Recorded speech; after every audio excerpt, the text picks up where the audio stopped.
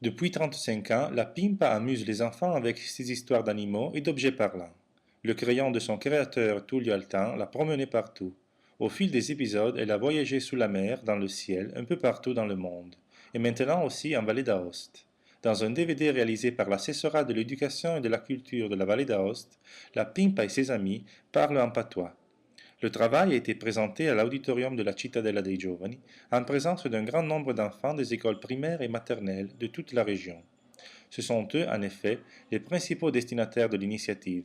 Je crois que c'est un travail très bon, surtout grâce à l'aide de la Fédération Valdôtaine de Théâtre Populaire, car nous sommes appuyés à ces acteurs de théâtre populaire qui sont parfois des enseignants, des gens qui sont dans le tissu social de la Vallée d'Aoste et qui donc savent véhiculer ces messages en langue patois d'une façon pédagogique aussi et didactique très efficace.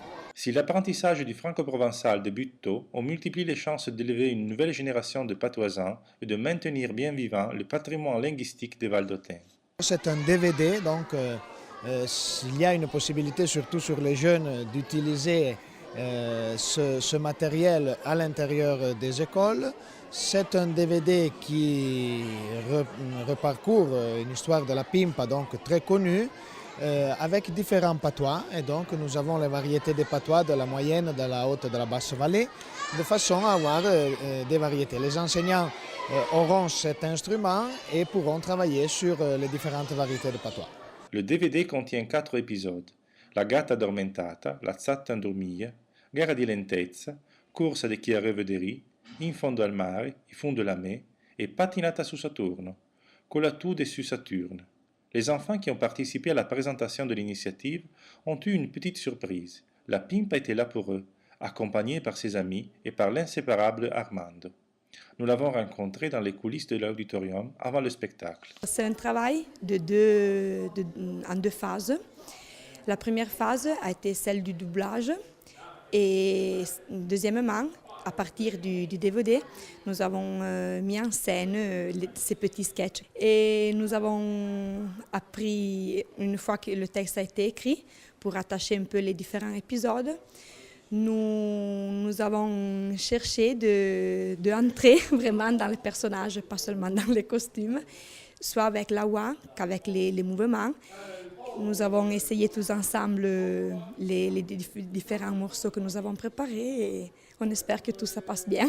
Les textes originaux ont été traduits dans les principales variétés linguistiques de notre région. On peut y entendre les patois d'Arnat, de Brusson, de Cogne, de Gignot, de Saint-Christophe et de Saint-Marcel. Ce sont les acteurs de la Fédération Valdôtaine de Théâtre Populaire qui ont prêté leur voix aux personnages.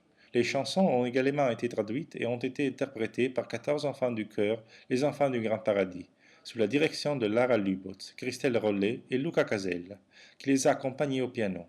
Il a d'abord fallu surmonter l'obstacle de la métrique italienne, très différente de celle du patois, pour pouvoir insérer 3 chansons dans le DVD. I bambini hanno reagito molto positivamente, hanno avuto molto entusiasmo perché comunque loro vivono in questa comunità. Alcuni addirittura lo parlavano. Io che purtroppo lo so pochissimo il patois, mi parlavano anche a me in patois e io purtroppo mio malgrado non riuscivo a rispondere, però sono stato felicissimo di comprendere poi tutta la sequela la traduzione del patois della Pimpa, però i bimbi sono stati entusiasti nonostante il lavoro duro, perché veramente è stato un lavoro lungo e duro per noi.